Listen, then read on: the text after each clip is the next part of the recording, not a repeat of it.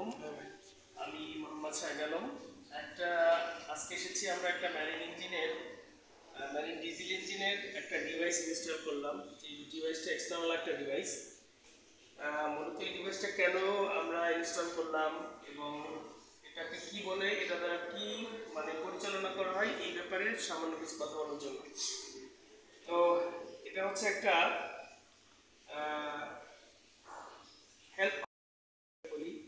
এই কন্ট্রাক্টটা পরিচালনা করবে একটা লুব অয়েল পাম্পে, অর্থাৎ আমরা যেটাকে ইঞ্জিনের প্রাইমিং পাম্প বলি। প্রাইমিং পাম্প মানে হচ্ছে ইঞ্জিনের প্রাথমিক পর্যায়ে যে পাম্প দ্বারা ইঞ্জিনকে লুব অয়েল সার্কুলেট করা হয় তাকে প্রাইমিং পাম্প বলে। এখন এই প্রাইমিং পাম্প দ্বারা কিভাবে লুব অয়েল সার্কুলেট করা হয়, কেন করা হয়, মূলত পর্যন্ত না চলে, তখন না চলার কারণে ইঞ্জিনের যে মুভিং পার্টসের লুব অয়েলগুলো আছে এটা সামনে যাওয়া থাকে। অর্থাৎ যখনই তাৎক্ষণিক আমরা ইঞ্জিনকে স্টার্ট করতে যাই বা চালাইতে যাই, তখন এই ইঞ্জিনটা মুভিং পার্টসগুলো যাতে ঘর্ষণ রোধ করতে পারে, এই জন্য লুব অয়েল পাম্প ব্যবহার করা হয়।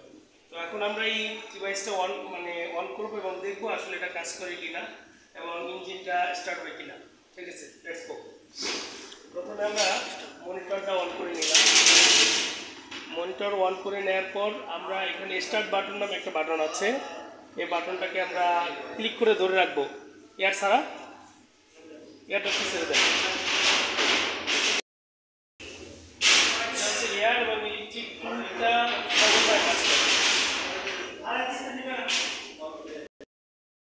Air device. এখান থেকে মূলত ফ্লাই হুইলের মাধ্যমে ইঞ্জিন স্টার্ট হয়। ঠিক আছে,